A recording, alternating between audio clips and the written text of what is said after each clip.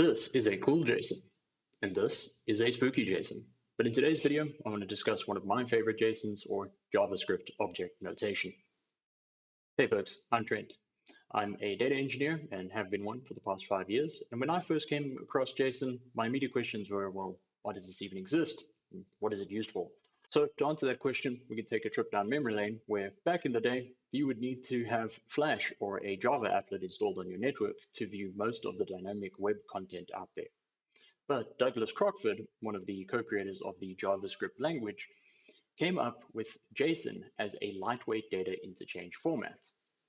These days, JSON is used as the language of APIs, or typically used as the language of APIs along with formats like XML.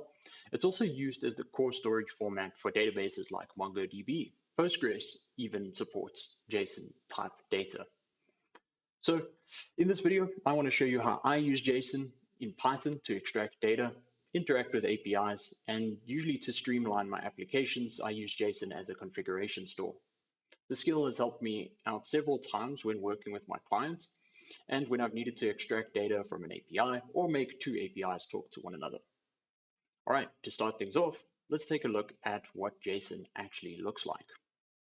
So jumping into my editor over here, I have a file called jasons.json, where I'm going to store some data about my favorite JSONs. Alrighty, to start things off, the basic format of a JSON object or object type is with these curly braces.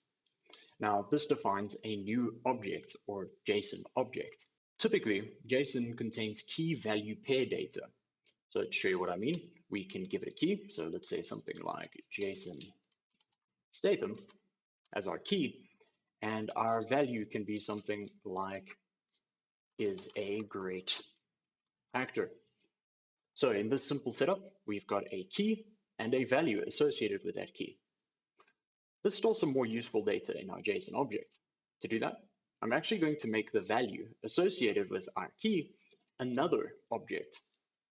I do that by just opening up another pair of curly braces. And in this object, I'm going to store some data like, let's say, net worth, net underscore worth. And I'm just going to go with, let's say, like $1 million. And if you notice, I've got another key value pair over here, the key being the string or string data, net worth, and the value being 1 million. Notice that I haven't put quotations around this 1 million because JSON or the JSON format recognizes numbers as a valid type. So this file format natively knows different data types like numbers. Another key value pair we can add to this is something like is cool.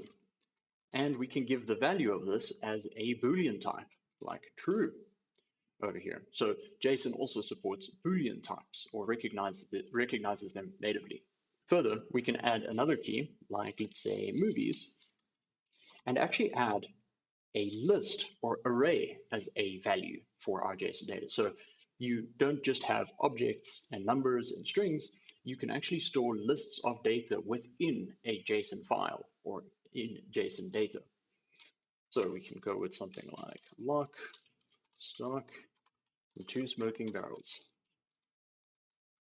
which by the way is my favorite Jason Statham movie. And who could forget the transporter, of course. So here we've got a list of values associated with the key of movies. This is all sitting underneath the object of Jason Statham.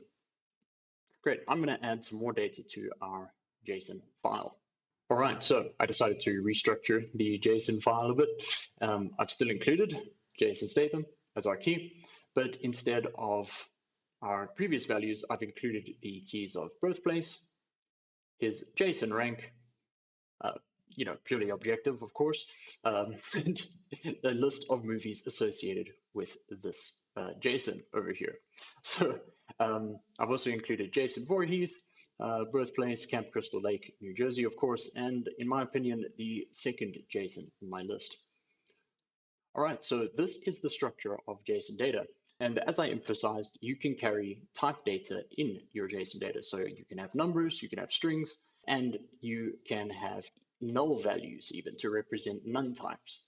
Something to note is that JSON supports multiple different data types, of course, like we said, strings, numbers, booleans, arrays, but it doesn't support things like date time types natively. You'll have to extract date time types as strings usually or as numbers and parse those manually. But still pretty powerful to have data types available to you in the file format. This is different from something like CSV, which is just plain text data and carries no metadata about what type the data is.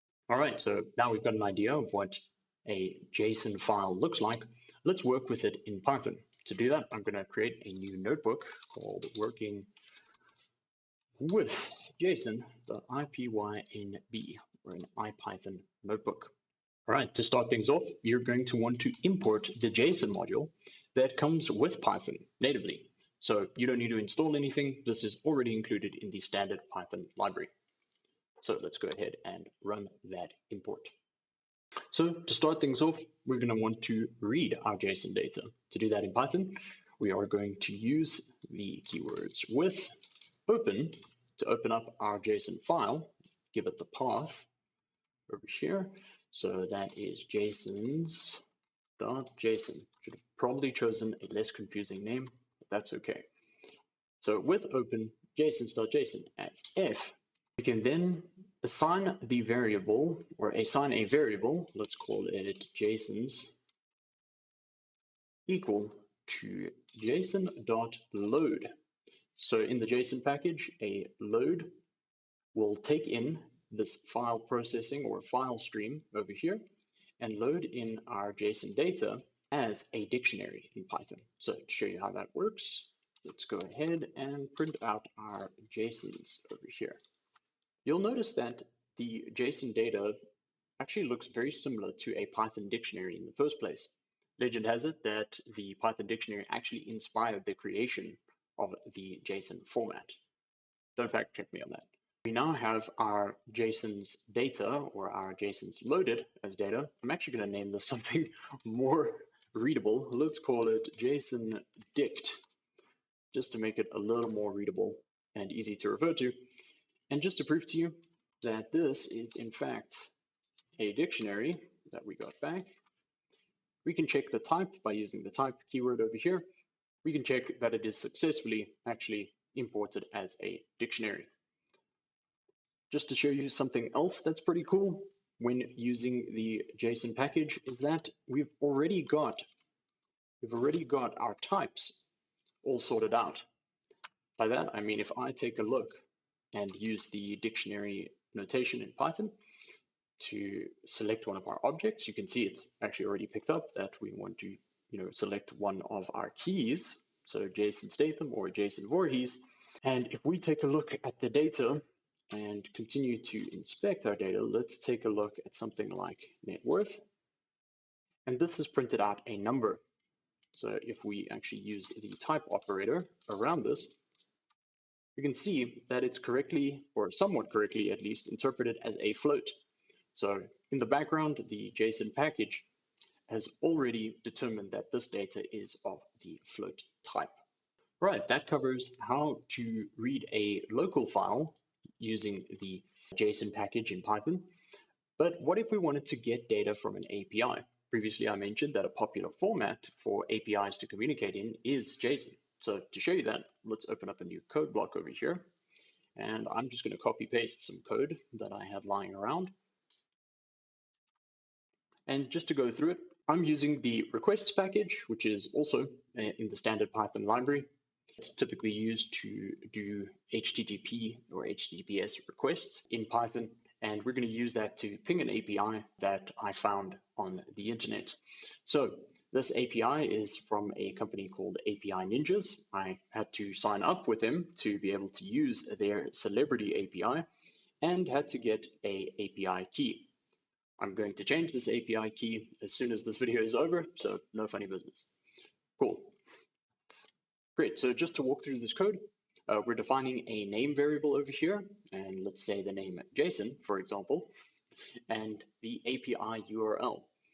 This URL over here will lead us to the API endpoint, and I'm just filling in the name that we want to search for over here using our name variable. Then the response that we want to get is we're going to use the requests to get data from this API endpoint and include our API key as part of the header, and then just print out what we get. So let's run this. Great, so the response we got is an array type, a list of JSON objects containing many different famous JSONs. Lists things like their names, their net worths, their genders, and their nationalities, even their birthdays and occupations, etc. However, looking at this response, if we take a look at the type of it, so let's take response.text, you'll notice that this comes back as a string type. So all of this information is being stored as a string in Python. What we want to do is convert this to a Python dictionary using the JSON library. To do that, we're going to use the keyword loads, or load s for load string.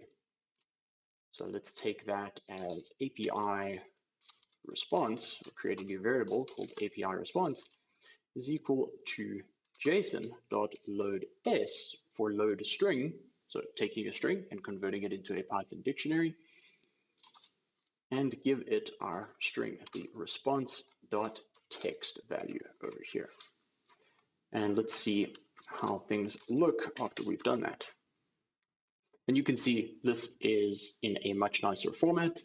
It is a Python dictionary and actually makes things way easier to read. And as mentioned, we've got an array, so that's the square bracket over here. It's returned a list of JSON objects from these curly braces, where each object lists a different JSON or famous person named Jason. That is how to get data from an API and then convert it into a Python dictionary using the JSON library. Right, so I mentioned at the beginning that one of my other favorite uses of the JSON file format is as a store for configuration. I'll show you what I mean in a second. So taking a look at our code up here, where we actually requested data from our API, we can see that there are several places where we're using hard-coded values. For example, the base URL for my API. So this entire link over here could be stored as configuration if I wanted to dynamically change what the value was in the background without having to touch my code. Further, my API key, which is now publicly visible, I could store that if it changed. And if it expired, let's say, in a couple months' time, and I needed to replace it, I don't necessarily want to have to go and modify my code. I could use a JSON file to store this and then conveniently import it as a Python dictionary and just extract the information from there. All right, let's go through that. So we'll create a new file called config.json, create a new JSON object, and in it, I want to store my base URL, so that's my key, and the value is going to be the URL for the API endpoint. So let's grab up to here as our base URL. And then we can also store our API key, for example.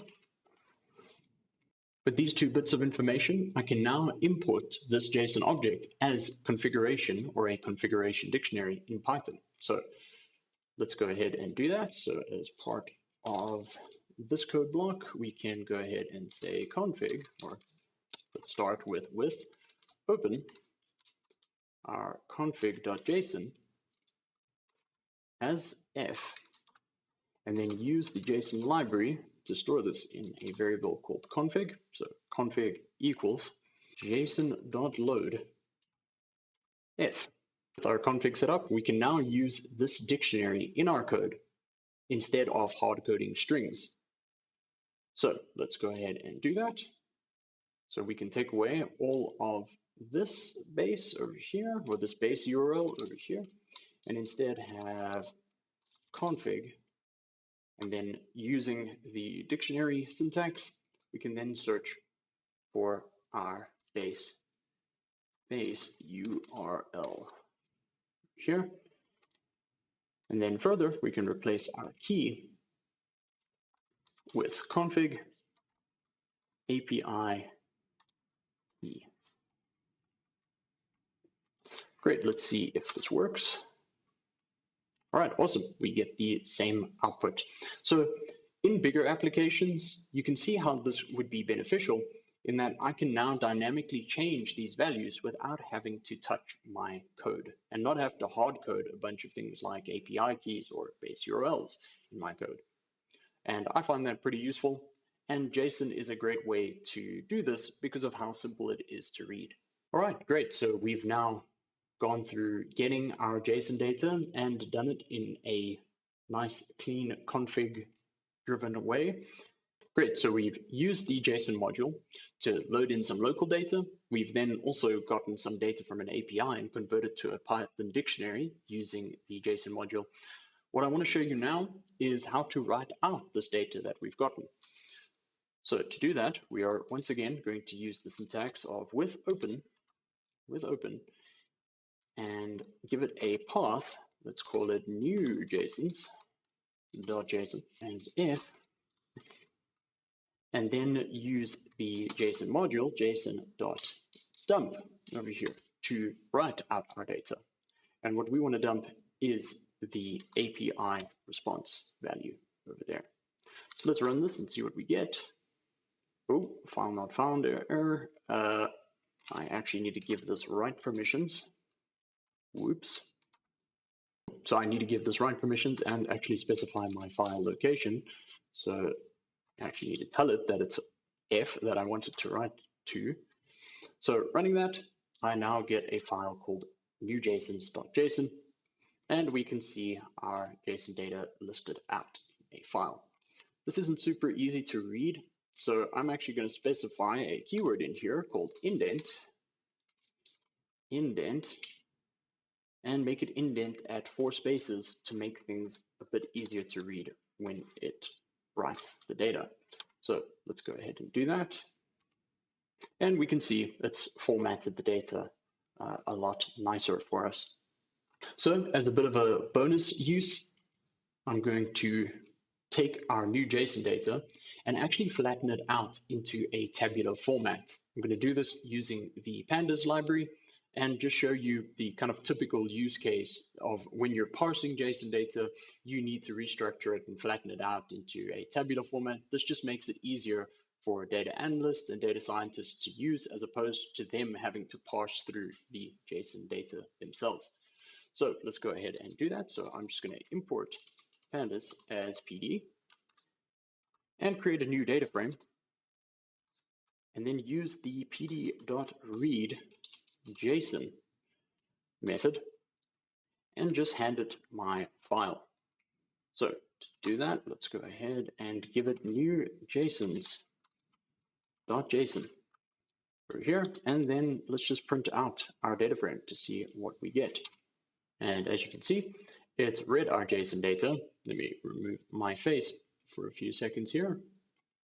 You can see that we get a tabular representation of our JSON data. You can see that some of the data is still stored as a list in our data frame, but it's done a pretty good job of flattening out the data into a tabular format. We could then go and use pandas to explode this, yes, that is the technical term, and make each row repeat itself for each value in this list just to flatten the data out completely. Or we could extract this data and put it in a completely separate table. But I'm pretty happy with what Pandas has done over here. And you could go ahead and write this as a CSV file or an Excel document or anything that you need. So we've gone through what a JSON file looks like and how to use the Python JSON module to parse this JSON data and convert it to a Python dictionary. We also touched on how to use JSON as a configuration store for your applications. And finally, how to write out JSON data and perhaps even flatten that out into a more usable structure for analysts. As a next step, I'll leave a list of my favorite public APIs down in the description. And why not try using the requests library and the JSON module in Python to format some data that you find pretty useful. Thanks so much for watching this video. If you found it useful, please consider leaving a like and a subscribe, and I will see you soon.